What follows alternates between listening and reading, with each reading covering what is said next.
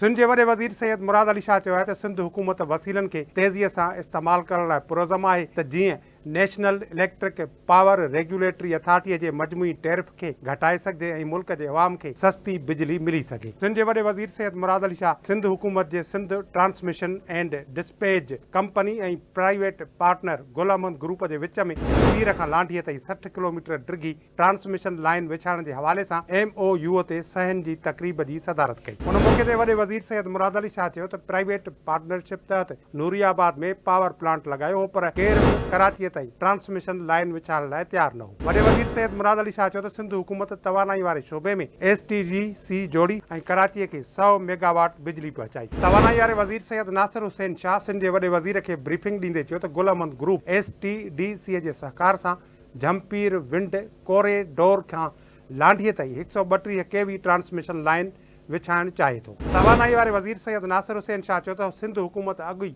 झम्पीर में wind corridor जे हवाले सां 524 एकड़ ऐं 558 एकड़ ज़मीन अलाट करे चुकी आहे। हुन चयो त STDC 100 मेगावाट विंड पावर तरसील लाइ झम्पीर पावर प्लांट ठटो खां लांढी कराचीअ ताईं डिघी ट्रांसमिशन लाइन विछाईंदो।